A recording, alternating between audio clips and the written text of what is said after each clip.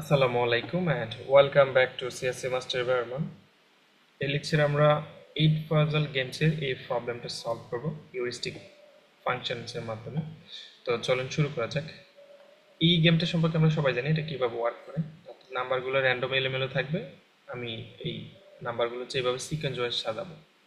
তো এটা যদি আমি নরমাল ব্রুট ফোর্স অ্যাপ্লাই করে করতে যাই, লেটস সে আমার যদি তিনটা নাম্বার থাকে, তিনটা নাম্বারে কয়টা কম্বিনেশন পসিবল? ম্যাক্স 8টা কম্বিনেশন পসিবল।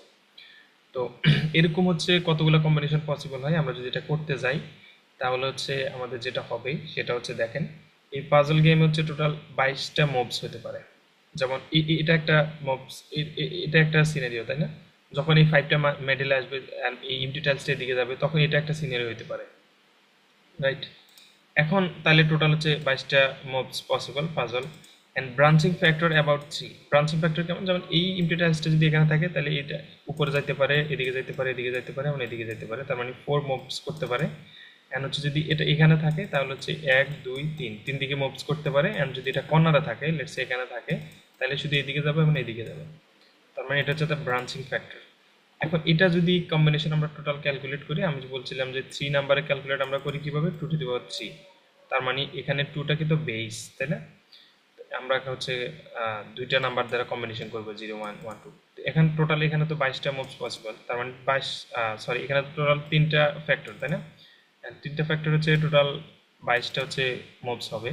তো তাহলে এটা নাম্বার দ্বারা 3 টু দি পাওয়ার 22। এই নাম্বারটা যদি আমরা ক্যালকুলেট করতে যাই, এটা অ্যাপ্রক্সিমেটলি 3.1 E10 হয়, যেটা হচ্ছে one kind of infinity number. তো এতগুলো হচ্ছে যদি আমি সুপার কম্পিউটার ছাড়া পসিবল না করা। তো এই ক্ষেত্রে আমাদের এই জন্য হচ্ছে আমাদের হিউরিস্টিক ফাংশনের মাধ্যমে আমরা এটা সলভ করব এবং এটা আমরা কমিয়ে আনবো এই নাম্বারটা, ঠিক আছে? তো এখন কিভাবে এটা হয় যদি দেখি, একটু দেখেন। এখানে যেটা হয়েছে, to use a star heuristic function must be used that never of the times overestimates the number of step is goal. Okay, fine. এখন এখানে দুইটা আমার হিউরিস্টিক আছে ফাংশন, একটা হলো s1, একটা হলো s2। s1 আমি কি ক্যালকুলেট করব? s1 এ ক্যালকুলেট করব the number of misplace, and s2 তে ক্যালকুলেট করব এগুলা পজিশন আনতে কত সময় লাগবে। এখানে যাই তাহলে বুঝতে পারবেন। এখন দেখেন এখানে আমার নাম্বার অফ কয়টা মিসপ্লেস আছে, দেখেন এখানে কত 1 থাকার কথা, এটা মিস 1। এখানে 2 থাকার কথা, ঠিক আছে, এটা ঠিক আছে। এখানে 3 থাকার কথা, এটা মিস, দুইটা মিস গেল। এখানে 4 থাকার কথা, এটা মিস, তিনটা মিস গেল। দেন এখানে 5 থাকার কথা, এটা মিস, হ্যাঁ এটা মিস, এটা ঠিক আছে। দেন এখানে কত থাকার কথা? 7 থাকার কথা, এটা মিস। এখানে 8 থাকার কথা, এটা মিস, এবং এখানে হচ্ছে এমটি টাইলস থাকার কথা, এটা মিস। তারপর টোটাল কয়টা মিস হলো আমার? 1 2 3 4 5 6 এন্ড 7। তার মানে আমার টোটাল কয়টা মিস প্লেস হচ্ছে? টোটাল 7টা মিস প্লেস।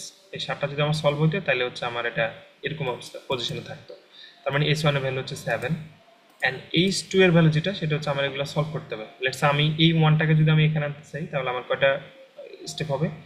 1 2 3, হ্যাঁ, এন্ড 1 2 3 4। তার মানে এই 1টাকে যদি আমি এখানে আনতে চাই, তাহলে আমার 4 হবে, ঠিক আছে? দেন হচ্ছে এই 4টা কি, আমি এখানে একটু দেখে নিই। হ্যাঁ, এই যে ম্যানহান্টেন্ট, না ম্যানহান্টেন্ট, ওকে। এই 4 হবে আমার। এই 1টা যদি আমি এখানে আনতে চাই, তাহলে 1 আসলো, ওকে ফাইন। তার মানে 4 হলো। দেন 2টা আমার পজিশন আছে, তার মানে 2তে কোনো খরচ লাগলো না, 0। এন্ড 3টা আমার আনতে হলে 3 এখানে আছে, এখানে আনতে হলে কত লাগবে? 1 2 3, এখানে আসতে হলে 3 লাগবে, তার মানে 3 হলো। এন্ড এটা কত? 4। 4 আমার যদি 4 এর পজিশন আনতে চাই, তাহলে কত লাগবে? এই যে 1 2 এন্ড 3, বা এদিক দিয়ে গেল 1 2 3। তার মানে আমি 4 যদি 4 এর পজিশন আনতে চাই, তাহলে আমার 3 খরচ হবে। এন্ড 4 5টা যদি আমি আনতে চাই পজিশনে, তাহলে 1 খরচ হবে। দেখেন 5 এখানে আছে, তার মানে আমি জাস্ট 5টা এখানে নিয়ে আসবো, তাহলে 1, তাই না? এন্ড 6 এর পজিশন আছে জন্য 0। এন্ড 7 হচ্ছে 7 এর পজিশন আনতে হলে কত খরচ হবে? এই যে 7 এখান থেকে আনতে হলে 1 2, এই যে 2। এন্ড 8, যেটা 8 এর পজিশন আনতে হলে 8 পজিশন কোন পজিশনে যাবে? এটা হবে এই পজিশনে যাবে, তার মানে এখানে আসতে হলে টোটাল 1 লাগবে। তো এটা হচ্ছে হিউরিস্টিক s2। এখন আমি যদি এটা টোটাল সবগুলো যোগ করি, তাহলে হয় আমার টোটাল 14। তো এখানে যেটা হচ্ছে বিষয় আমার, সেটা হচ্ছে এই আমি এমন নেক্সট মুভমেন্টটা আমি এমনভাবে নেব না যেটা হচ্ছে আমার এরকম কোন একটা। এখন দেখেন এই যে এই পজিশনে আমার s1 এর ভ্যালু কত? 7, এন্ড s2 এর ভ্যালু কত? 14। এখন আমি স্টার সার্চের মাধ্যমে নেক্সট মুভমেন্টটা আমি ওইটা নেব না যেখানে হচ্ছে আমার h1 এর ভ্যালু হচ্ছে 7 থেকে বেশি হয়, এন্ড h2 এর ভ্যালু হচ্ছে 14 থেকে বেশি হয়। এখন h1 এর ভ্যালু 7 থেকে বেশি হওয়া মানে কি? 7 থেকে বেশি হওয়া মানেই তো এখানে 8টা মিসপ্লেস, তার মানে এখানে যতগুলো নাম্বার যত সেটা আমরা আস্তে আস্তে কমিয়ে আনবো। এন্ড এখানে এই নাম্বারটা আলটিমেটলি কমলে কিন্তু দিন শেষে এই নাম্বারটাও কমবে নর্মালি, তাই না?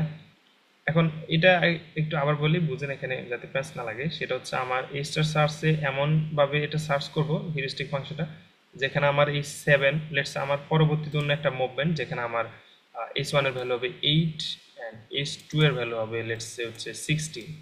এখন এই যে মুভমেন্টটা হচ্ছে এটা কি আমার মানে আমার এই স্টার সার্চে নেবে? অবশ্যই নেবে না, কারণ এখানে 8 হলে তো আমার আরো এটা এলোমেলো হয়ে যাচ্ছে। আমি তো কেবল সবসময় চাইবো কি এটাকে পজিশন আনার জন্য, তাই না?